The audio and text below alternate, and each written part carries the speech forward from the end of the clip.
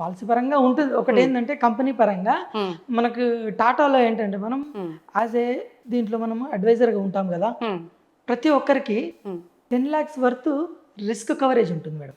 ఎందుకంటే కొంచెం మార్కెటింగ్ చేస్తున్న క్రమంలో మనమే ఇన్సూరెన్స్ పాలసీస్ అమ్ముతున్నప్పుడు కంపెనీ మనకంటూ ఒక ఫ్రీగా 10 lakhs వర్త్ మనకి ఒక పాలసీ అనేది ఫ్రీకి ఇస్తుంది. ఇప్పుడు ఏదైతే మీరు 1 lakh 12 years కడితే ఆఫ్టర్ 50 వస్తుంది అంటారు, అట్లాంటి బెనిఫిట్స్ ఏమి ఉండవు. అలాంటి అంటే ఇక మన పర్సనల్ గా ఇన్వెస్ట్ చేసుకోవాల్సిందే. వితౌట్ ఇన్వెస్ట్మెంట్ ఉండదు.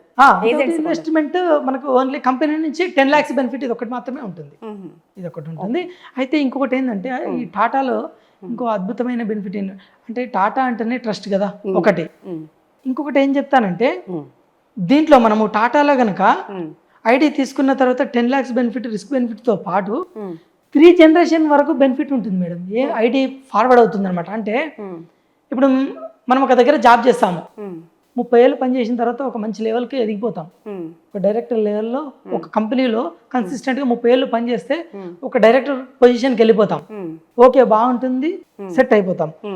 కానీ నెక్స్ట్ మన పిల్లలు ఎదుగుతారు కదా, రిటైర్మెంట్ అయిపోతుంది 60 ఏళ్ళకి. మన అబ్బాయి మంచిగా చదువుకున్నాడు, మీరు రిటైర్మెంట్ అయిపోయారు, ఆ డైరెక్టర్ పొజిషన్ మీ అబ్బాయికి ఇస్తారా? ఇవ్వరు కదా.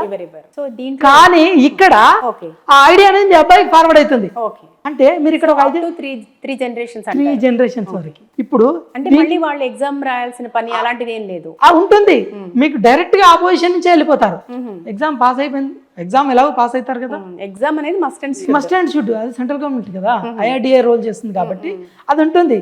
కానీ ఇది నామినీ బెనిఫిట్ కదా, 3 generation వరకు ఈ టాటాలో ఉంటుంది అనమాట. ఓకే, ఇంకా వేరే అదర్ కంపెనీస్ లో ఉండదు అంటారు అలా? ఇంకా అదర్ కంపెనీస్ లో ఉండదు కదా, ఓన్లీ టాటాలోనే 3 generation ఐడి బెనిఫిట్ ఫార్వర్డ్ అవుతుంది అనమాట. ఓకే, సో ఇప్పుడు మీరు అంటున్నట్టుగా ఇప్పుడు HDFC కానీ LIC ఉంది, తర్వాత SBI ఉంది, యాక్సిస్ ఉంది, ఇవన్నీ కూడా ఇన్సూరెన్స్ పాలసీస్ ని చాలా చక్కగా ఆఫర్ చేస్తున్నాయి. అయితే ఇక్కడే మన టాటాలోనే ఎందుకని ప్రిఫర్ చేసుకోవాలి?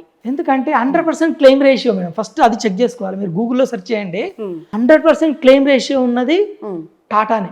ఓకే, కస్టమర్ కావాల్సిందే అది కదా క్లెయిమ్ రేషియో. ఇప్పుడు మనం కడతాం, ఓకే కస్టమర్ కడతారు, కానీ వాళ్ళకి ఎంతవరకు సెటిల్మెంట్ ఇస్తున్నారు అనేది కూడా ఇంపార్టెంట్. అవునా? అంటే సెటిల్మెంట్ లో కూడా కొన్ని ప్రాబ్లమ్స్ ఉంటాయి అంటారా వేరే కంపెనీస్ లో? Compulsory madam. మీరు అందుకని వేరే కంపెనీ చెక్ చేయండి, 92-93% ఉంటుంది. మన 100% క్లెయిమ్ రేషియో ఉంది. ఓకేనా? కాబట్టి టాటా ఇంకొకటి ఏంది, క్లెయిమ్ రేషియో 100%తో పాటు మనది నమ్మకమైన సంస్థ. ఫస్ట్ ఎథిక్స్ వాల్యూస్ కి మనం ప్రాధాన్యత ఇస్తాము. ఓకేనా? అది కాబట్టి మనము టాటాలో అనేది తీసుకోవాలి. ఏదైనా మనం బిజినెస్ చేయాలన్నా, పాలసీ తీసుకోవాలన్నా ది బెస్ట్ టాటానే. ఓకేనా? దాంతో పాటు ఏంటంటే మేడం, ఇన్ని 24 ఇన్సూరెన్స్ కంపెనీస్ ఉన్నాయి ఇండియాలో. ఓవరాల్ గా హైయెస్ట్ MDRTని తయారు చేసిన కంపెనీ టాటా ఒకటే. హైయెస్ట్ MDRT అంటే ఏంటంటే, ఇప్పుడు మనం ఫిల్మ్ ఇండస్ట్రీలో ఆస్కార్ అవార్డు అని ఇస్తారు. ఎంత రికగ్నిషన్, ఎంత గుర్తింపు, అంత గుర్తింపు ఆల్ ఓవర్ ఇండియా లెవెల్లో ఉంటుంది. MDRT అంటే $1 మిలియన్ రౌండ్ టేబుల్ అని ఉంటుంది.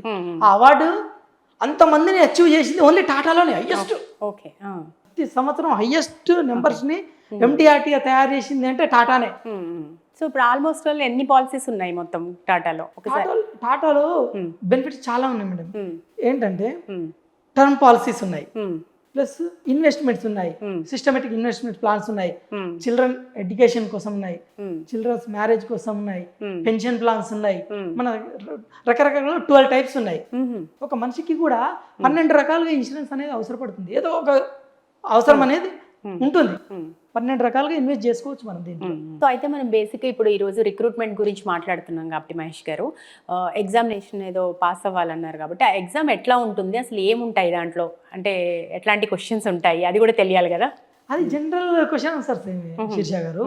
ఏంటంటే మనం 10th పాస్ అయ్యామంటేనే దాంట్లో Telugu, English, social studies, science ఈ విధంగా ఏ విధంగా ఉంటాయో ఈ జనరల్ క్వశ్చన్ ఆన్సర్స్తో పాటు కొంత ఏంటంటే ఈ ఇన్సూరెన్స్ పాలసీ అంటే ఏంటి, ఓకేనా, ప్లస్ బెనిఫిట్స్ ఏ విధంగా ఉంటాయి అనేది కొంత ముందుగానే అవగాహన కోసము వీళ్ళు ప్రిపేర్ కావాల్సి ఉంటుంది. ఆ ప్రిపరేషన్ కూడా మనం ఇస్తాము.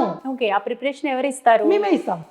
ఆ ట్రైనింగ్, ఆ వీడియోస్ మా ఉన్నాయి కదా, వాళ్ళు ఎప్పుడైతే ఇప్పుడు నచ్చింది బిజినెస్ చేయాలనుకుంటున్నారు, మనతో పాటు జర్నీ చేయాలనుకుంటున్నప్పుడు ఏంటంటే ఫస్ట్ రిక్వైర్డ్ డాక్యుమెంట్స్ కొన్ని ఉంటాయి.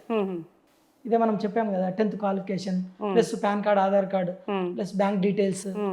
బ్యాంక్ డీటెయిల్స్ కూడా ఎందుకు తీసుకుంటామంటే నామినీ బెనిఫిట్ ఒకటి ఉంది కదా, బ్యాంక్ డీటెయిల్స్ ప్లస్ మనకి బిజినెస్ చేస్తున్నప్పుడు మనకు టీడీఎస్ తర్వాత మనకు కమిషన్ వస్తుంది అన్నమాట. ఇక్కడ గవర్నమెంట్కి ట్యాక్స్ కడతాం మనం ఇక్కడ, ఓకేనా.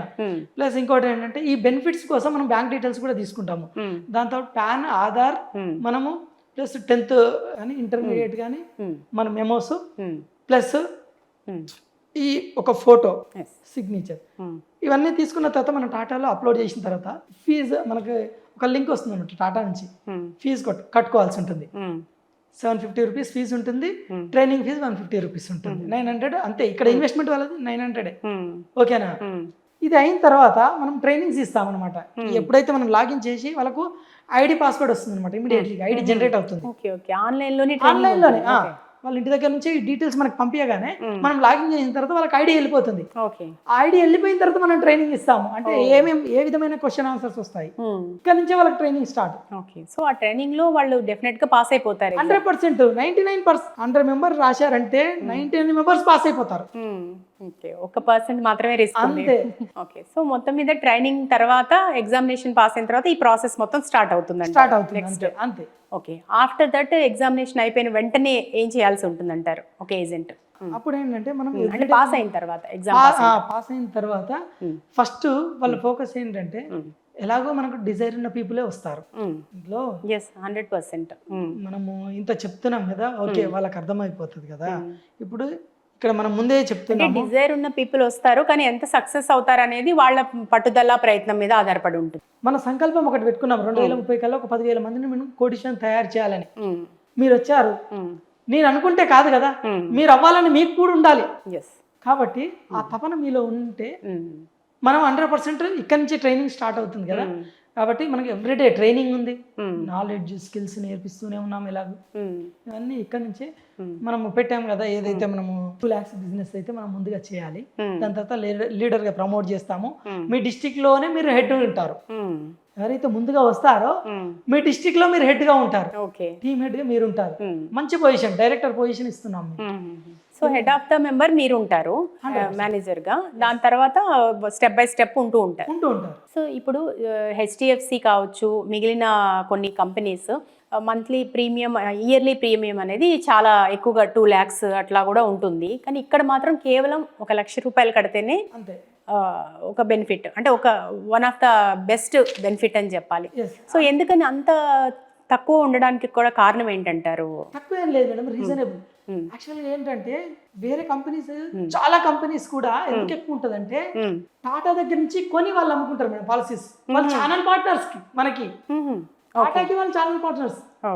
ఇప్పుడు ఒక ప్రోడక్ట్ ఉంది మేడం, ఒక వాటర్ బాటిల్ నేను తయారు చేస్తున్నాను, నేను అమ్ముకుంటే ఒక రేటుకి అమ్ముకుంటాను.